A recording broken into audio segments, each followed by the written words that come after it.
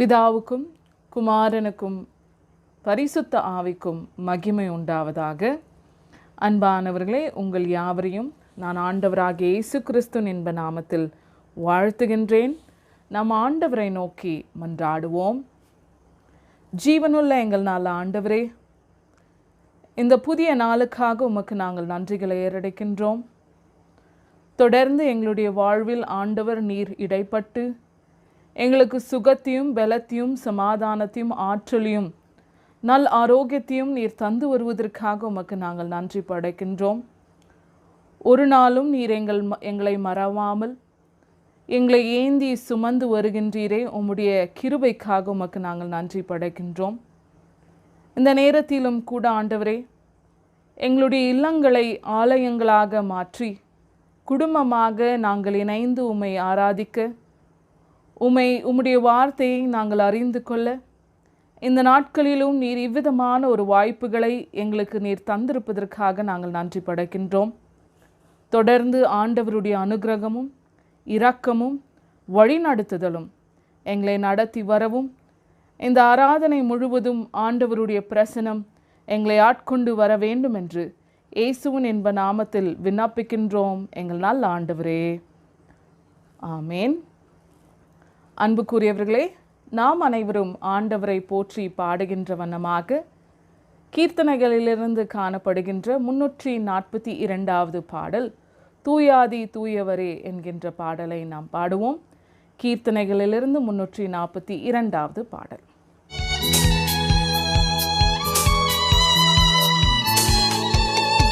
தூயாதி தூயவரே உமது புகழை நான் பாடுவேன். தூயாதி தூயவரே உமது புகழை நான் பாடுவேன். பாரி எனக்கு வேறென்ன வேண்டும், உயிருள்ள வரை நின் புகழ் பாட வேண்டும். பாரி எனக்கு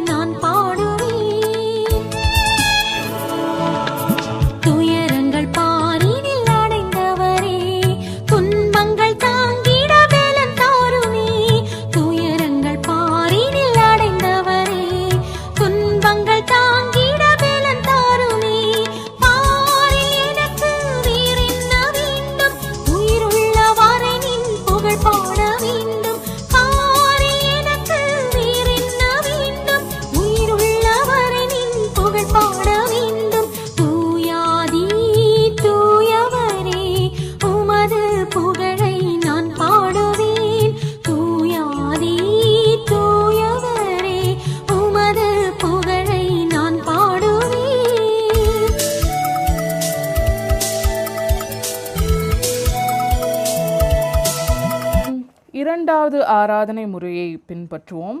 நாம் கடவுளை தொழுவோம். கடவுள் ஆவியாக இருக்கிறார். அவரை தொழுது கொள்ளுகின்றவர்கள் ஆவியோடும் உண்மையோடும் அவரை தொழுது கொள்ள வேண்டும். நம்முடைய பிதாவாகிய கடவுளாலும் கர்த்தராகிய இயேசு கிறிஸ்துவினாலும் உங்களுக்கு கிருபையும் சமாதானமும் உண்டாவதாக. இது கர்த்தர் உண்டு பண்ணின நாள், இதிலே களி கூர்ந்து மகிழ கடவோம். ஆண்டவரே, எங்கள் உதடுகளை திறந்தருளும், அப்பொழுது எங்கள் வாய் உம்முடைய புகழை அறிவிக்கும். பிதாவுக்கும் குமாரனுக்கும் பரிசுத்த ஆவிக்கும் மகிமை உண்டாவதாக. ஆதியிலும் இப்பொழுதும் எப்பொழுதும் சதா காலங்களிலும் மகிமை உண்டாவதாக. ஆமேன். நாம் திரியேக கடவுளை போற்றுவோம். எங்கள் தந்தையாம் கடவுளே, உமது வல்லமையாலும் ஞானத்தாலும் எல்லாவற்றையும் படைத்து உமது குமாரனை எங்கள் இரட்சகராக தரும்படி உலகத்தில் அன்பு கூர்ந்தீரே, உம்மை போற்றுகின்றோம். குமாரனாம் கடவுளே, பாவத்தை தவிர்த்து எல்லாவற்றிலும் எங்களைப் போல் மனிதனாகி எங்கள் பாவங்களுக்காக ஒப்பு கொடுக்கப்பட்டு எங்கள் நீதிக்காக உயிர் தெழும்பியவரே, உம்மை போற்றுகின்றோம். பரிசுத்த ஆவியானவராகிய கடவுளே, எல்லா உண்மைகளுக்கும் எங்களை வழிநடத்தி கடவுளின் அன்பை எங்கள் நெஞ்சில் பொழிகிறவரே, உம்மை போற்றுகின்றோம். பிதாவுக்கும் குமாரனுக்கும் பரிசுத்த ஆவியாகிய கடவுளே, உமக்கே எக்காலமும் எல்லா புகழும் மகிமையும் உண்டாவதாக. ஆமேன். நாம் நமது பாவங்களை அறிக்கை செய்வோம். நமக்கு பாவம் இல்லை என்போமானால் நம்மை நாம் வஞ்சிக்கிறவர்களாவோம், நமக்குள் உண்மை இல்லை. நமது பாவங்களை அறிக்கையிட்டால் பாவங்களை நமக்கு மன்னித்து எவ்வித அநீதமும் நீங்க நம்மை சுத்திகரிப்பதற்கு அவர் நம்பத்தக்கவும் நீதியும் உள்ளவராயிருக்கின்றார். நான் எழுந்து என் தகப்பனிடத்திற்கு போய், தகப்பனே, பரத்துக்கு விரோதமாக உமது பார்வையிலும் பாவம் செய்தேன். இனி உம்முடைய மகன் என்று சொல்வதற்கு நான் பாத்திரன் அல்ல. உம்முடைய கூலிக்காரரில் ஒருவனாக என்னை வைத்து கொள்ளும் என்பேன். நமது பலவீனங்களுக்காக பரிதபிக்க முடியாத பிரதான ஆசாரியர் நமக்கு இராமல் எல்லா விதத்திலும் நம்மை போல் சோதிக்கப்பட்டும் பாவமில்லாத பிரதான ஆசாரியரே நமக்கு இருக்கின்றார். நாம் முழங்கால் படியிட்டு மௌனமாக நம்மை நாம் சோதனை செய்வோம். சர்வ வல்லமையுள்ள கடவுளிடத்தில் நாம் நமது பாவங்களை தாழ்மையோடு அறிக்கையிடுவோம். சர்வ வல்லமையும் மிகுந்த இரக்கமுள்ள பிதாவே, தப்பிப்போன ஆடுகளைப் போல நாங்கள் உம்முடைய வழிகளை விட்டு விலகி அலைந்து போனோம். எங்கள் இருதயத்தின் யோசனைகளுக்கும் விருப்பங்களுக்கும் மிகவும் இறங்கி நடந்தோம். உமது பரிசுத்த கற்பனைகளுக்கு விரோதமாய் குற்றம் செய்தோம். செய்யத்தக்கவைகளை செய்யாமல் செய்யத்தகாதவைகளை செய்து வந்தோம். எங்களுக்கு சுகமே இல்லை. ஆனாலும் ஆண்டவரே, தேவரீர் எங்கள் ஆண்டவராகிய இயேசு கிறிஸ்துவின் மூலமாய் மனிதனுக்கு அருளச் செய்த வாக்குதத்தங்களின்படியே நிர்பாக்கியமுள்ள குற்றவாளிகளாகிய எங்களுக்கு இறங்கும். தப்பிதங்களை அறிக்கையிடுகின்ற எங்கள் மேல் பொறுமையாயிரும். பாவத்தின் நிமித்தம் துக்கப்படுகின்ற எங்களை சீர்படுத்தும். மிகவும் இரக்கமுள்ள பிதாவே, உம்முடைய பரிசுத்த நாமத்துக்கு மகிமை உண்டாகும்படி நாங்கள் இனி தேவ பக்தியும் நீதியும் தெளிந்த புத்தியும் உள்ளவர்களாய் நடந்து வர இயேசு கிறிஸ்துவின் நிமித்தம் எங்களுக்கு கிருபை செய்தருளும். ஆமேன். ஆண்டவர் அருளுகின்ற பாவ மன்னிப்பின் உறுதியை நாம் பெற்றுக்கொள்வோம். சர்வ வல்லமையும் மிகுந்த இரக்கமுள்ள ஆண்டவர் மன்னிப்பையும் பாவ நிவர்த்தியும் நமக்கு கட்டளிட்டருளி வாழ்க்கையை சீர்படுத்தத்தக்கதான காலத்தையும் தமது பரிசுத்த ஆவியின் கிருபையும் தேற்றுதலையும் தந்தருள்வாராக. ஆமேன். ஆண்டவரை துதியுங்கள். ஆண்டவர் நாமம் துதிக்கப்படுவதாக. வாசிக்க வேண்டிய முதலாம் வேத பாடம் தானியேல் 6ஆம் அதிகாரம் வசனங்கள் 11 முதல் 23 வரை வாசிக்க கேட்போம். அப்பொழுது அந்த மனுஷர் கூட்டம் கூடி தானியேல் தன் தேவனுக்கு முன்பாக ஜெபம் பண்ணி விண்ணப்பம் செய்கிறதை கண்டார்கள். பின்பு அவர்கள் ராஜாவுக்கு முன்பாக வந்து, ராஜாவின் தாக்கீதை குறித்து எந்த மனுஷனாகிலும் 30 நாள் வரையில் ராஜாவாகிய உம்மை தவிர எந்த தேவனையானாலும் மனுஷனையானாலும் நோக்கி யாதொரு காரியத்தை குறித்து விண்ணப்பம் பண்ணினால் அவன் சிங்கங்களின் கெபியிலே போடப்பட வேண்டும் என்று நீர் கட்டளையிட்ட பத்திரத்தில் கையெழுத்து வைத்தீர் அல்லவா என்றார்கள். அதற்கு ராஜா, அந்த காரியம் மேதியருக்கும் பெர்சியருக்கும் இருக்கிற மாறாத பிரமாணத்தின்படி உறுதியாக்கப்பட்டதே என்றான்.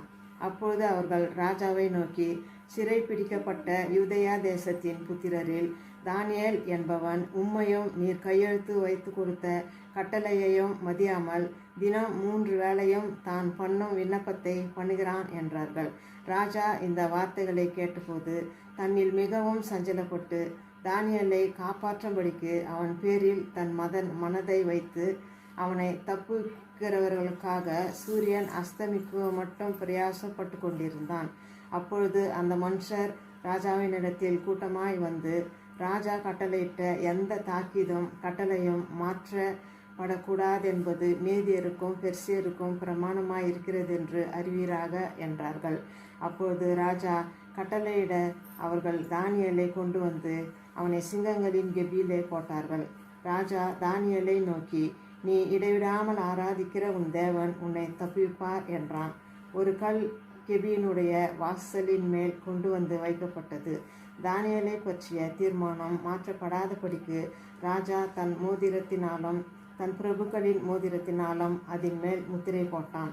பின்பு ராஜா தன் அரண்மனைக்கு போய் முழுவதும் போஜனம் பண்ணாமலும் கீதவாத்தியம் முதலானவைகளை தனக்கு முன்பாக வரவட்டாமலும் இருந்தான். அவனுக்கு நித்திரையும் வராமற் போயிற்று.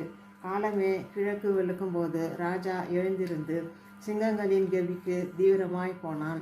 ராஜா கெபியின் கிட்ட வந்தபோது துயர சத்தமாய் தானியேலை கூப்பிட்டு, தானியேலே, ஜீவனுள்ள தேவனுடைய தாசனே, நீ இடைவிடாமல் ஆராதிக்கிற உன் தேவன் உன்னை சிங்கங்களுக்கு தப்புவிக்க வல்லவராய் இருந்தாரா என்று தானியேலை கேட்டான்.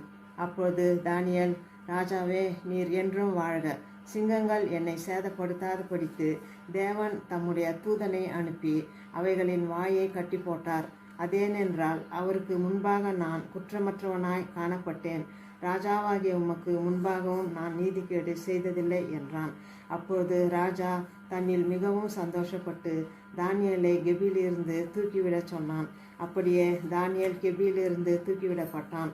அவன் தன் தேவன் பேரில் விசுவாசித்திருந்தபடியால் அவனில் ஒரு சேதமும் காணப்படவில்லை. வாசிக்க வேண்டிய முதலாம் வேத பாடம் வாசித்து முடிந்தது. தேவனே உமக்கு ஸ்தோத்திரம் உண்டாவதாக. The second reading is taken from the book of 2 Corinthians, chapter 6, verses 1 to 10.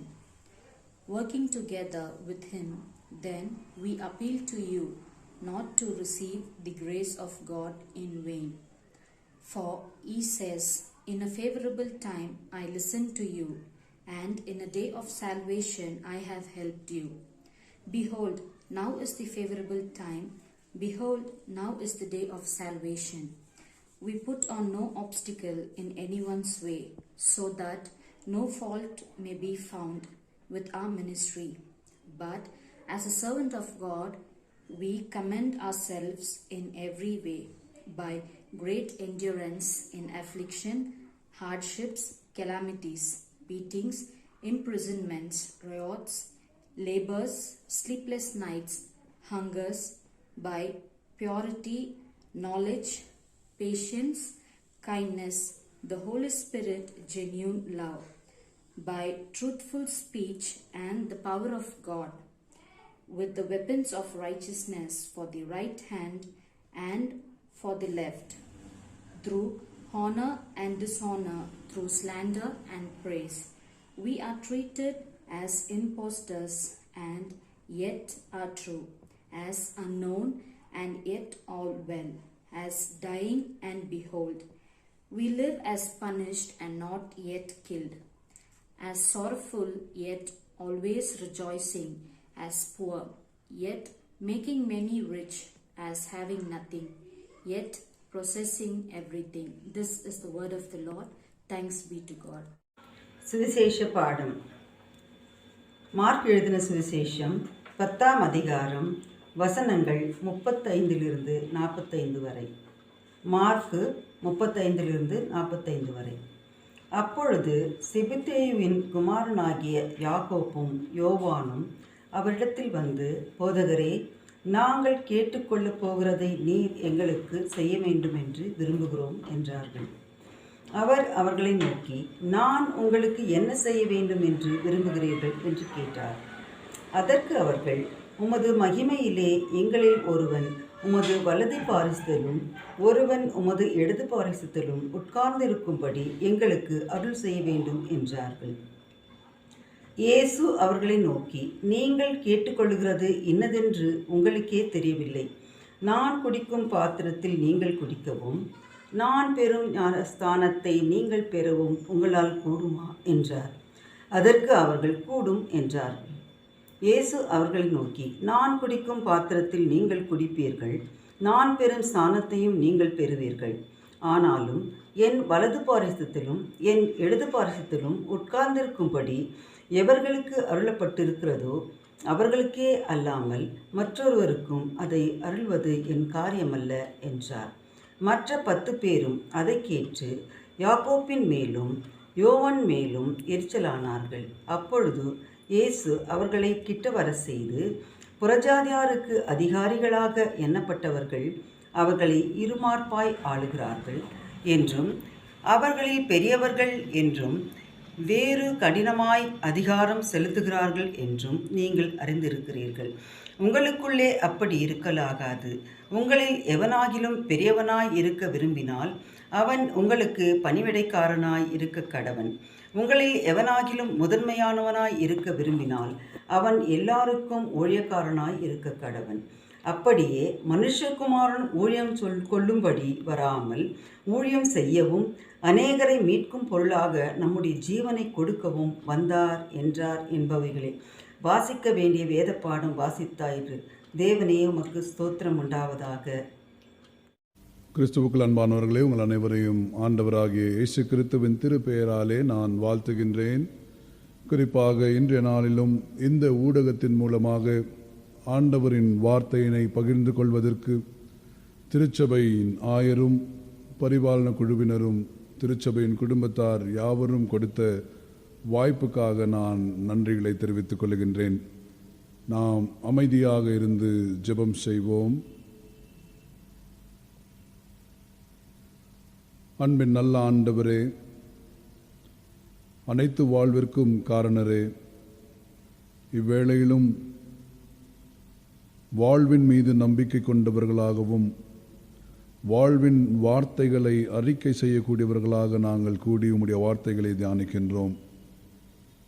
அவ்வார்த்தைகளை தியானிக்கும் பொழுது அதற்குள்ளாக இருக்கக்கூடிய வாழ்வினை நாங்கள் யாவரும் இணைந்து புரிந்து கொள்ளக்கூடிய ஞானத்தை நீர் எங்களுக்கு ஈந்தருள வேண்டுமாறு எங்களின் வாழ்வின் ஞானமாய் வந்த ஆண்டவர் இயேசுவின் வழியை வேண்டுகின்றோம். அன்பின் நல்ல கடவுளே, ஆமேன்.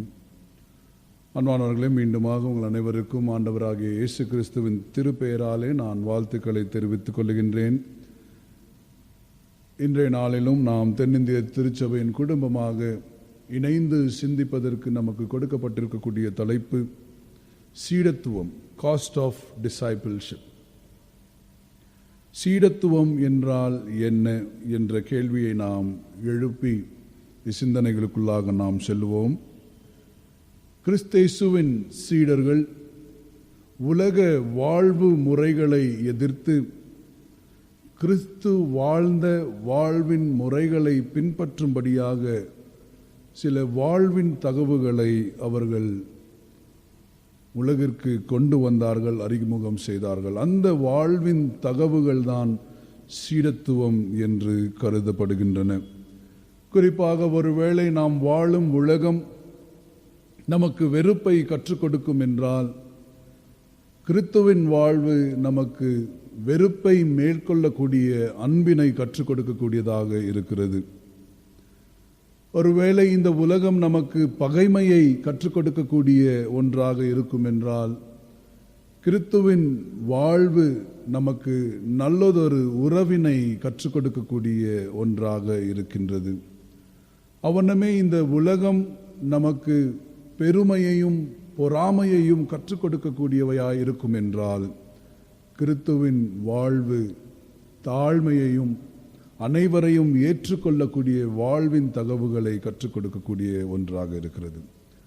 ஆகையால் சீடத்துவம் என்பது நாம் வாழும் உலகிலே, நாம் வாழக்கூடிய இந்த உலகில் புதியதொரு உலகை உருவாக்கக்கூடிய திருப்பணியின் தகவுகள் என்பதை நாம் புரிந்து கொள்ள வேண்டும்.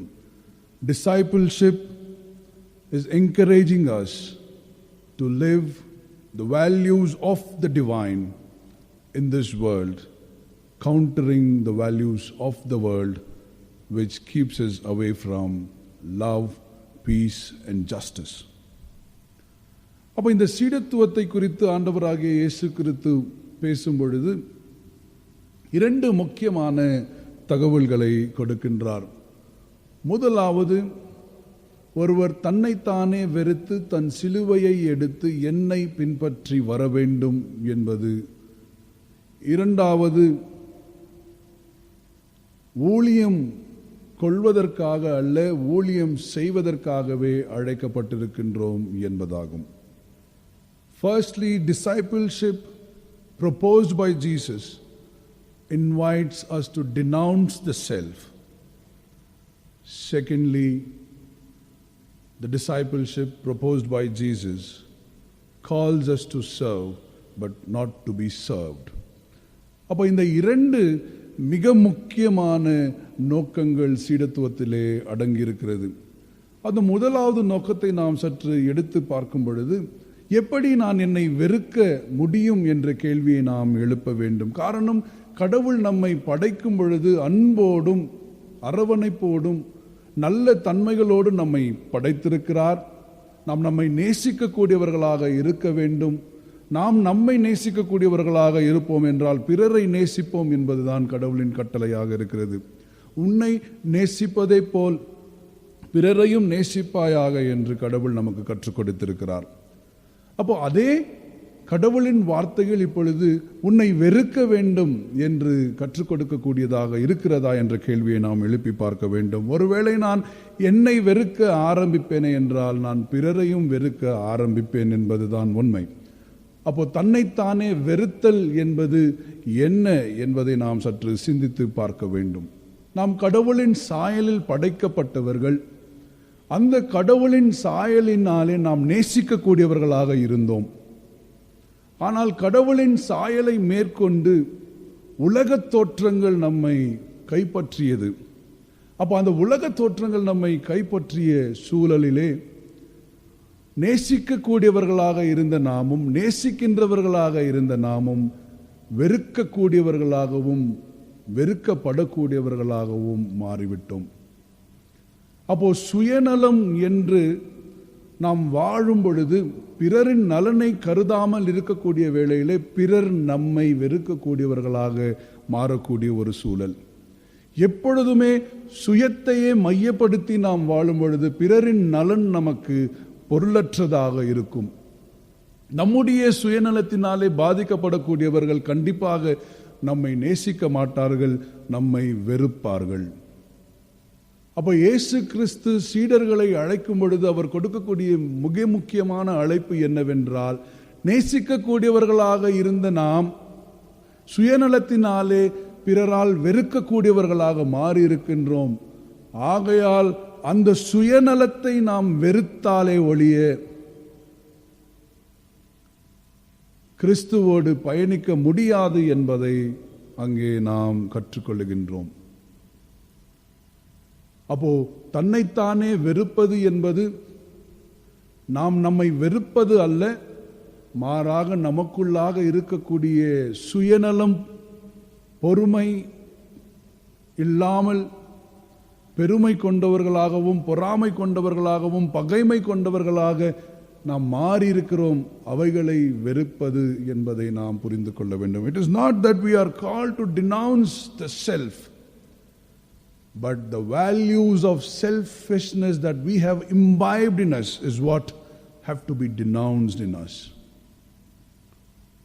அடுத்த புறத்திலே இன்னொரு முக்கியமான கட்டளை நாம் சற்று யோசிக்கும் பொழுது, பணி கொள்ள அல்ல, மாறாக பணி செய்வதற்காக அழைக்கப்பட்டோம் என்ற கருத்து.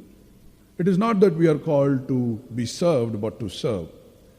ஆனால் இன்றைக்கு சற்று ஆழமாக நாம் சிந்தித்து பார்க்கும் பொழுது நாம் பணி கொள்ளக்கூடியவர்களாக அல்லாமல் பணி செய்கின்றவர்களாகத்தான் இருக்கின்றோம். ஆனால் பணி செய்வதற்கு எதற்கு என்பதை நாம் சற்று யோசித்து பார்க்க வேண்டும். அந்த பணி செய்வது மறுபடியும் சுயத்தை வளர்த்து கொள்வதற்கான பணியாகவும் சுய அதிகாரங்களை பெற்றுக்கொள்வதற்கான பணியாகவும் இருக்கின்றது. We are serving undoubtedly, but we serve in order to build ourselves in all powers. அப்போ நாம் பணி செய்வது இன்றைக்கு நம்மை பெருமைப்படுத்திக் கொள்வதற்கான பணியாக இருக்கின்றது, நம்மளை விளம்பரம் செய்து கொள்வதற்கான பணியாக இருக்கிறது. அது மாத்திரமல்லாமல் நாம் இன்றைக்கு பணிவிடை செய்து கொண்டிருக்கின்றோம். ஆனால் நம்மை விட ஒரு படி உயர்ந்தவர்களுக்கு தான் பணிவிடை செய்து கொண்டிருக்கின்றோம். அதிகாரங்களுக்கு பணிவிடை செய்து கொண்டிருக்கின்றோம், அடிமைகளுக்கு அல்ல. அப்போ இந்த இரண்டு கருத்தியல், இயேசு கிறிஸ்து வைத்த மிக முக்கியமான இரண்டு கருத்தியல்களை சற்று ஆழமாக சிந்தித்து பார்க்கும் பொழுது, உலக வாழ்வின் தோற்றங்களுக்கு நாம் அடிமைகளாகி, உலக வாழ்வின் தன்மைகளுக்கு நாம் அடிமைகளாகி, அவைகளுக்கு பணி செய்து கொண்டிருக்கக்கூடியவர்களாக இருக்கின்றோம். அப்போ இந்த இரண்டிலிருந்தும் விடுதலை பெற்று இயேசு கிறிஸ்து முன்மொழிந்த வாழ்வின் நெறிகளை பின்பற்றுவதே சீடத்துவமாகும். We have either succumbed to powers or we have either succumbed to the self. So Jesus invites us to denounce these situations that we have succumbed to and calls us for a value of life in abundance for all, without division and discrimination. அப்போ இந்த பின்னணியத்தோடு இந்த சீடத்துவத்தின் சில தகவல்களை நாம் பார்க்க இருக்கின்றோம். முதலாவது, சீடத்துவத்தின் மிக முக்கியமான தகவு என்னவென்றால் தியானத்தில் ஆழ்ந்திருப்பது. கான்டெம்ப்ளேட்டிங், தியானத்தில் ஆழ்ந்திருப்பது சீடத்துவத்தின் மிக முக்கியமான ஒரு வாழ்வின் தகவாக இருக்கிறது. ஒவ்வொருவரின் வாழ்விலும் நாம் எடுத்துக்கொள்வோம் என்றால் தியானம் மிகவும் முக்கியமாக இருக்கின்றது. இந்த தியானம் தான் நாம் வாழும் உலகையும் இறை உலகையும் ஒன்றாக இணைக்கக்கூடியது என்பதை நாம் புரிந்து கொள்ள வேண்டும். Only when we contemplate, we bring together heaven and earth. அப்போ இந்த தியானம் நம்முடைய வாழ்விலே மிக முக்கியமாக இருக்கின்றது. குறிப்பாக பழைய ஏற்பாட்டு பகுதியிலே தானியேலின் புத்தகம் நாம் படிக்கும் பொழுது, தானியேலின் புத்தகம் 6ஆம் அதிகாரத்தை நாம் எடுத்துக்கொள்ளும் பொழுது, தானியேலை குறித்து பேசும் பொழுது தானியேல் தியானத்திற்குரியவர் என்பதை மையப்படுத்துகின்ற ஒரு பகுதி. Whenever we speak about Daniel, we speak about Daniel as a man of contemplation. அப்போ தியானத்துக்குள் இருக்கக்கூடிய ஒருவன். அப்போ தானியேலின் தியானம் எப்படிப்பட்ட தியானம் என்று நாம் சற்று ஆழமாக சிந்தித்து பார்க்கும் பொழுது, தானியேல் எப்பொழுதும் ஒரு புதிய உலகை தியானிக்கக்கூடியவராகவே இருந்திருக்கின்றார். தானியேலின் தியானத்திலே கடவுளின் ஆட்சியை மையப்படுத்தக்கூடிய தியானமாகவே இருந்திருக்கிறது. கடவுளின் முக்கியத்துவத்தை மையப்படுத்தக்கூடிய தியானமாக இருக்கிறது. அப்போ தானியேல் தியானத்திற்குரியவர் என்று சொல்லும் பொழுது ஏதோ உலகத்தை வெறுக்கக்கூடிய தியானம் அல்ல, மாறாக புதியதொரு உலகை சிந்திக்கக்கூடிய தியானமாக தானியேலுக்குள் இருந்தது. So contemplation of Daniel is not the otherworldly contemplation, but an alternative world contemplation. Or in other words, it is a contemplation that brings forth an alternative world. அப்போ தானியேலின் தியானம் ஒரு புதிய உலகை சிந்திக்கக்கூடிய தியானமாக இருந்தது. அப்போ தானியேல் இந்த புதிய உலகத்தை சிந்திக்கக்கூடிய தியானமாக மையப்படுத்தி கொண்டிருக்கக்கூடிய வேளையிலே பழைய அதிகார முறைமை கொண்ட உலகிற்கு அடிமையானவர்கள் எப்படி இந்த புதிய உலகம் தங்களை பாதிக்கும் என்பதை அறிந்து தானியேலை எப்படியாவது வீழ்த்திவிட வேண்டும் என்று நினைத்தார்கள். அப்போ தானியேலை வீழ்த்திவிட வேண்டும் என்று நினைத்து அவர்கள் செயல்முறைப்படுத்த ஆரம்பிக்கிறார்கள். அவர்களின் செயல்முறை அங்கே தானியேலை சிங்கத்தின் கெபிக்குள்ளாக தள்ளக்கூடிய ஒன்றாக இருக்கிறது. அப்போ இந்த தியானம் என்பது நம்மை சிங்கத்தின் கெபிக்குள்ளாக தள்ளக்கூடிய ஒரு பயங்கரமான ஒன்று என்பதை நாம் புரிந்து கொள்ள வேண்டும். Contemplation is not as easy as what we think about. Contemplation can force us into dangers. அப்போ தீமை நிறைந்த உலகின் மத்தியிலே நன்மையை நாம் தியானிக்கும் பொழுது தீமை நம்மை மேற்கொள்ள முயற்சிக்கும் என்பதுதான் உண்மை. அநீதி நிறைந்த உலகத்திலே நீதியை குறித்து நாம் தியானிக்கும் பொழுது நீதி அந்த அநீதியை மேற்கொள்ளும் என்பதுதான் உண்மை. அப்போ தியானம் என்பது புதியதோர் உலகினை உருவாக்கக்கூடியது என்பதை நாம் புரிந்து கொள்ள வேண்டும். We contemplate not for self peace, but we contemplate for the peace of the others. நாம் தியானிக்கும் பொழுது சுய சமாதானத்தை மையப்படுத்தி தியானிக்கக்கூடியவர்கள் அல்ல, மாறாக புதியதோர் உலகம் உருவாக வேண்டும், அந்த புதியதோர் உலகத்திலே அனைவரும் சமாதானம் பெற்று வாழ வேண்டும் என்பதை தியானிக்கக்கூடிய ஒன்று. அப்போ சீடத்துவம் என்பது தியானித்தல். ஒவ்வொரு நாளும் நாம் தியானிப்பதற்காக அழைக்கப்படுகின்றோம். We are called to contemplate every day. ஒவ்வொரு நாளும் உலகம் நமக்கு முன்பதாக புதியதொரு பிரச்சனையையும் புதியதொரு சவாலையும் வைத்திருக்கிறது. அந்த புதிய பிரச்சனையையும் புதிய சவாலையும் மேற்கொள்ள வேண்டும் என்றால் நாம் தியானிக்க வேண்டும். அந்த தியானத்திலே நாம் புதிய உலகை தரிசனமாக காண்போம். அந்த தியானம் நம்மை தியானிக்கக்கூடிய நிலையிலிருந்து செயல்படுத்தக்கூடிய நிலைக்கு கொண்டு செல்லக்கூடிய ஒன்றாக இருக்கும். அப்போ இந்த தானியேல் தியானித்து கொண்டிருந்ததின் விளைவு சிங்கத்தின் கெபிக்குள்ளாக போடப்படுகிறது. சிங்கத்தின் கெபியிலும் இருந்து அந்த சிங்கத்தின் கெபியிலிருந்தும் தானியேல் புதியதொரு உலகத்தை சிந்திக்கக்கூடியவராக இருக்கின்றார். Even in the context of violence, Daniel was contemplating on peace. அப்போ வன்முறை நிறைந்த சூழலிலே சமாதானம் தியானிப்பது கடவுளின் மிகப்பெரிய தன்மை. அங்கே சிங்கம் வன்முறையின் ஒரு உருவகமாக இருக்கின்றது. தானியேல் சமாதானத்தின் ஒரு உருவகமாக இருக்கிறார். அப்போ வன்முறையை சமாதானம் மேற்கொள்ளுகிறது என்பதை நாம் புரிந்து கொள்ள வேண்டும். அந்த சிங்கம் வெறும் வன்முறைக்கு மாத்திரம் அடையாளம் அல்ல, அது பயங்கரத்திற்கும் ஒரு அடையாளமாக இருக்கிறது. It is not only a symbol of violence, it is also a symbol of wildness. அப்போ அந்த சூழலிலே தானியேலின் தியானம் சமாதானத்தை மையப்படுத்துகிறது. அப்போ அரசன் தூக்கம் இழந்து ஓடி வந்து தானியேலை பார்க்கும் பொழுது உன்னுடைய கடவுள் உன்னை மீட்டாரா என்ற கேள்வியை எழுப்புகின்றார். The first expression of the king to Daniel is, Daniel, did your God save you?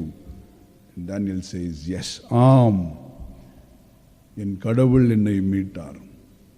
அப்போ தியானத்திலே கடவுள் மீட்பர் என்பதை நாம் புரிந்து கொள்ளுகின்றோம். எப்படிப்பட்ட இடத்திலிருந்து மீட்கக்கூடியவர்? சூளை நெருப்பிலிருந்தும் சிங்கத்தின் கெபியிலிருந்தும் மீட்கக்கூடியவர். ஆகையால் தியானம் செய்யக்கூடியவர்கள் சூளை நெருப்பை அனுபவிக்க மாட்டார்கள், சிங்கத்தின் கெபிக்குள்ளாக போக மாட்டார்கள் என்பது அல்ல. தியானத்தில் மூழ்கி இருக்கக்கூடியவர்கள் தான் சூளை நெருப்பை அனுபவிப்பார்கள், சிங்கத்தின் கெபிக்குள்ளாக போவார்கள். ஆனால் சூளை நெருப்பையும் சிங்கத்தின் வாயையும் மேற்கொள்ளக்கூடிய ஆற்றலை தியானம் அங்கே நமக்கு கொடுக்கும். இன்றைக்கு தியானம் செய்யக்கூடியவர்கள் எல்லாம் பிரச்சனைக்குள்ளாக போகக்கூடாது என்றுதான் தியானம் செய்யக்கூடியவர்களாக இருக்கின்றோம். பிரச்சனைகள் வரக்கூடாது என்றுதான் நாம் தியானிக்கக்கூடியவர்களாக இருக்கின்றோம். ஆனால் தியானம் பிரச்சனைகளுக்குள்ளாக நம்மை கொண்டு சென்று அந்த பிரச்சனைகளை மேற்கொள்ள செய்வதுதான் தியானம். Contemplation leads us towards struggle and helps us to overcome and win over the struggles. அப்போ தியானிக்கக்கூடிய தன்மை சீடர்களுக்கு மிக முக்கியம். நாம் தியானம் செய்யக்கூடியவர்களாக இருக்க வேண்டும். சாதாரண தியானம், ஆனால் ஒரு புதிய உலகத்தை உருவாக்கக்கூடிய தியானம். இரண்டாவது, சீடத்துவம் என்று நாம் சிந்திக்கும் பொழுது சீடத்துவம் ஒரு சூழ்ச்சியாகவும் இருக்கும். Discipleship is not only contemplating but also conspiring. சூழ்ச்சி செய்வது, சீடத்துவம் சூழ்ச்சி செய்வது என்பதை நாம் புரிந்து கொள்ள வேண்டும். என்ன சூழ்ச்சி என்று நாம் பார்க்கும் பொழுது சூழ்ச்சி என்பது இரண்டு வகைப்படுகிறது. உலக ஆளுமுறைக்கு உட்பட்டவர்கள் செய்யக்கூடிய சூழ்ச்சி இறைத்தன்மையின் வீழ்ச்சியாக இருக்கும். இறைத்தன்மையின் சூழ்ச்சி உலக ஆளுமுறையின் வீழ்ச்சியாக இருக்கும். So conspiracy is two-folded. The conspiracy of the wicked is to bring down the good. The conspiracy of the good is to pull down the wicked. அப்போ சூழ்ச்சி என்பதை நாம் சற்று சிந்திக்கும் பொழுது சூழ்ச்சி அனைவரிடத்திலும் இருக்கின்றது. குறிப்பாக நாம் படிக்க கேட்ட அல்லது இந்த தானியேலின் புத்தகத்திலே அதிகாரத்துக்கு உட்பட்டவர்கள் எல்லாம் சூழ்ச்சி செய்கிறார்கள். தானியேலை எப்படியாவது நாம் தள்ளிவிட வேண்டும் சிங்கத்தின் கெபிக்குள்ளாக. அப்போ சூழ்ச்சி செய்வதற்காக அதிகாரங்கள் ஒன்று கூடி வருகிறது. குறிப்பாக அதிகாரங்கள் அவர்களுக்குள்ளாகவே பிரச்சனைகளை செய்து கொள்வார்கள். There will always be conflicts of powers within the powers. But when it comes to conspiracy, all the powers are coming together. அப்போ சூழ்ச்சி செய்வதற்காக, இறைத்தன்மையை வீழ்ச்சி அடைய செய்வதற்காக ஒரு அதிகார வர்க்கத்தினர் கூடி வந்து சூழ்ச்சி செய்கிறார்கள். அதுதான் தானியேலின் புத்தகத்திலே நாம் பார்க்கின்றோம். அவர்களின் சூழ்ச்சியை அறிந்தும் அரசன் அதை செயல்முறைக்கு விட்டுவிடுகிறார். அதுவும் அரசனின் சூழ்ச்சி. In spite of knowing the conspiracy of the powers, King Darius allows it to happen. On one hand, ஒரு புறத்திலே டேரியஸ் தானியேலுக்கு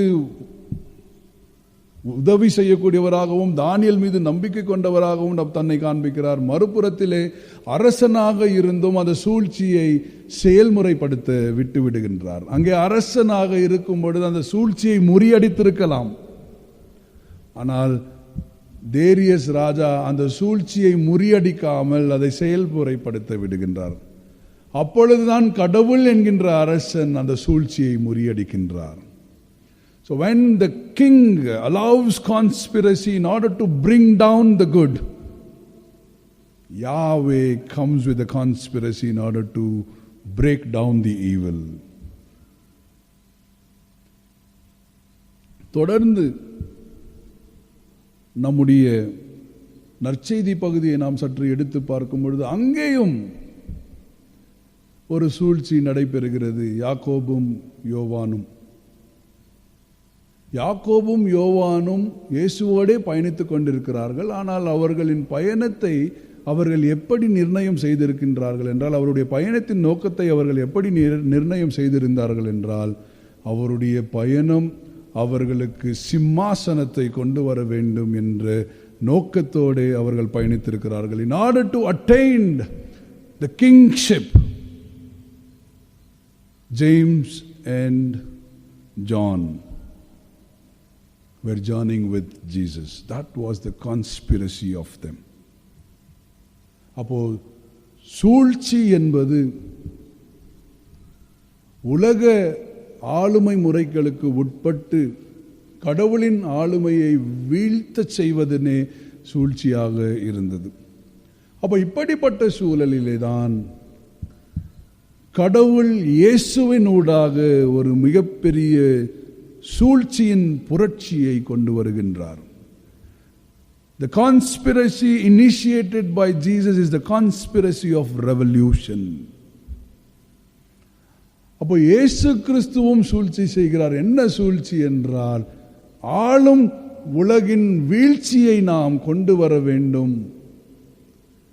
அப்போ அந்த உலகம் என்பது அனைவருக்கும் உரியது என்பதை நாம் நிர்ணயிக்க வேண்டும் என்று, புதியதொரு உலகத்தை கொண்டு வர வேண்டும் என்ற சூழ்ச்சி இயேசுவிலே கடவுள் செயல்முறைப்படுத்துகின்றார். So the conspiracy initiated by God in Jesus is a conspiracy of revolution in order to bring forth new heaven and earth.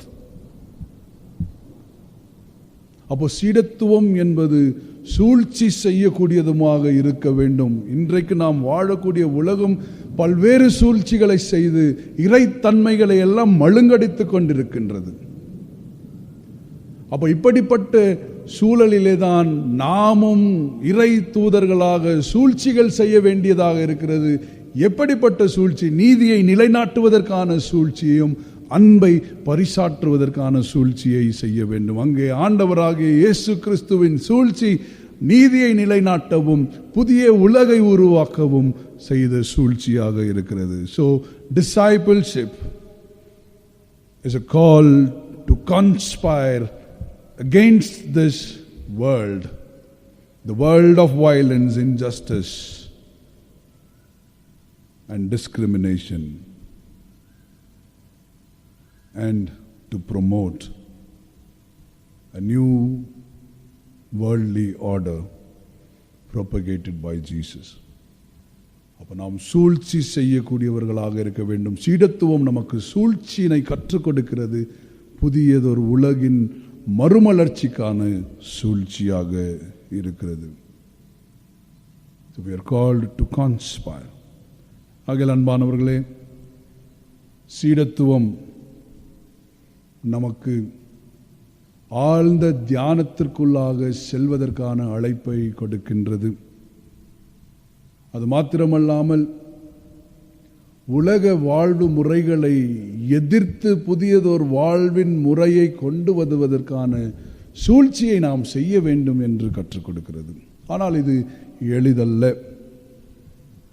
நாம் ஆழ்ந்த தியானத்திற்குரியவர்களாகவும் புதியதொரு உலகை உருவாக்குவதற்கான சூழ்ச்சிகளை செய்யக்கூடியவர்களாக இருக்கும் பொழுது, நிருப பகுதி 2 கொரிந்தியர் 6ஆம் அதிகாரத்திலே சிறப்பாக பவுல் அதை வெளிப்படுத்தியிருக்கிறார். இந்த ஊழியம் குற்றப்படாதபடிக்கு நாங்கள் யாதொன்றிலும் இடரல் உண்டாக்காமல் எவ்விதத்திலேயும் எங்களை தேவ ஊழியர்களாக விளங்க பண்ணுகிறோம். எப்படி இவர்கள் தேவிய ஊழியத்திலே விளங்கினார்கள் என்று நாம் பார்க்கும் பொழுது, மிகுந்த பொறுமையிலும் உபத்திரவங்களிலும் நெருக்கங்களிலும் இடக்கங்களிலும் அடிகளிலும் காவல்களிலும் கலங்குகளிலும் அவர்களின் அனுபவம் இயேசுவின் சீடத்துவத்தை பின்பற்றும் பொழுது இதுதான் ஒவ்வொருவரின் அனுபவமாக இருக்கும். தியானத்திலே நாம் புதியதொரு உலகை சிந்திக்க வேண்டும், சூழ்ச்சியிலே புதியதொரு உலகத்தை உருவாக்க வேண்டும், நிறுவ வேண்டும் என்று சொல்லி நாம் உழைக்கும் பொழுது, பயணம் செய்யும் பொழுது, அந்த பயணத்திலே நமக்கு வரக்கூடியதெல்லாம் உபத்திரவங்கள், நெருக்கங்கள், இடக்கங்கள், அடிகள், காவல்துறைகள் என்று அங்கே போடப்பட்டுகிறது.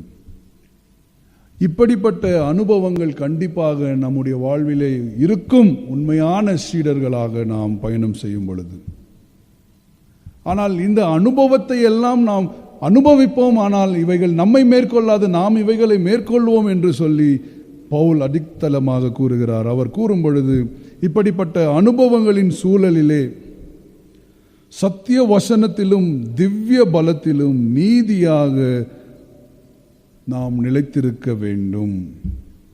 இப்படிப்பட்ட சூழலிலே சத்திய வசனத்திலும் திவ்ய பலத்திலும் நீதியாகிய வலதிட பக்கத்திலும் நாம் ஆயுதங்களாக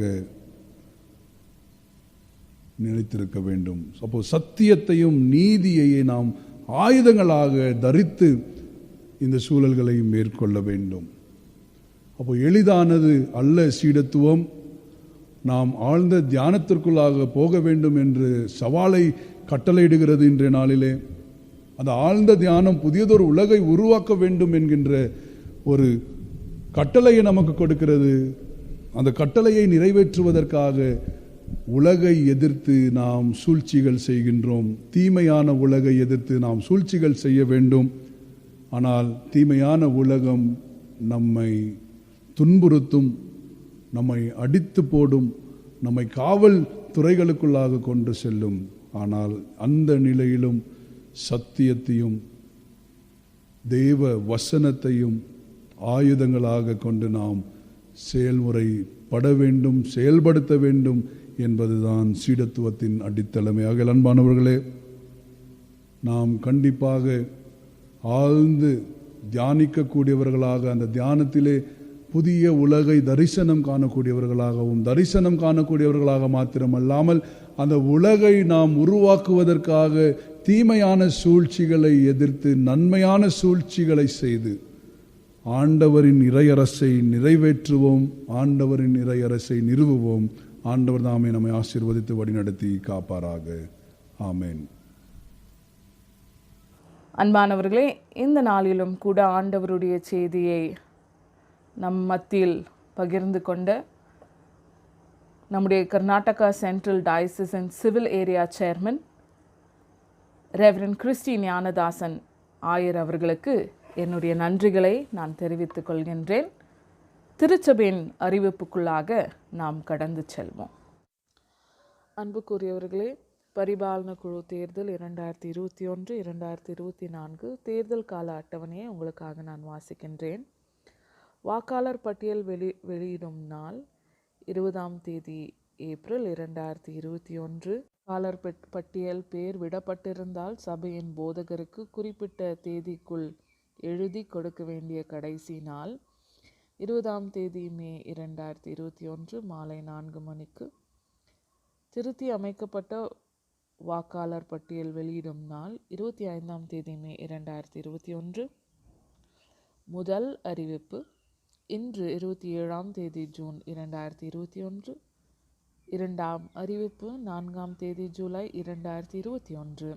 மூன்றாம் அறிவிப்பு 11ஆம் தேதி ஜூலை 2021. வேட்பு மனு தாள் கொடுக்கும் நாள் 3ஆம் தேதி மற்றும் 4ஆம் தேதி ஜூலை 2021 மாலை 4 மணி முதல் 6 மணி வரை. வேட்பு மனு தாக்கல் செய்ய கடைசி நாள் 5ஆம் தேதி ஜூலை 2021 மாலை 4 மணி முதல் 6 மணி வரை. தகுதியுள்ள வேட்பாளர் பட்டியல் அறிவித்தல் 5ஆம் தேதி ஜூலை 2021 மாலை 8 மணிக்கு. வேட்பு மனு திரும்ப பெற கடைசி நாள் 6ஆம் தேதி ஜூலை 2021 மாலை 4 மணி முதல் 6 மணி வரை. வேட்பாளர் இறுதி பட்டியல் அறிவித்தல் 7ஆம் தேதி ஜூலை 2021 காலை 10:30 மணிக்கு. தேர்தல் 12ஆம் தேதி ஜூலை 2021 திங்கட்கிழமை பகல் 9:30 மணியிலிருந்து மதியம் 12:30 மணி வரை. இடம் தூய யோவான் ஆலயம், BM ரோட், கோரமண்டல் அஞ்சல், தங்கவயல். அன்புக்குரியவர்களே, நீங்கள் யோசிக்கலாம், ஏன் தேர்தலின் நாள் மாறப்பட்டிருக்கின்றது என்று. தொடர்ந்து இந்நாள் வரைக்கும் கூட நம்முடைய கர்நாடக மாநிலத்தில் சனிக்கிழமை மற்றும் ஞாயிற்றுக்கிழமை தூரத்தில் ஊரடங்கு அமலில் இருக்கின்ற காரணத்தினால் ஞாயிற்றுக்கிழமை நடைபெற வேண்டிய தேர்தலானது அடுத்த நாள் திங்கட்கிழமைக்கு அது தள்ளி வைக்கப்பட்டிருக்கின்றது.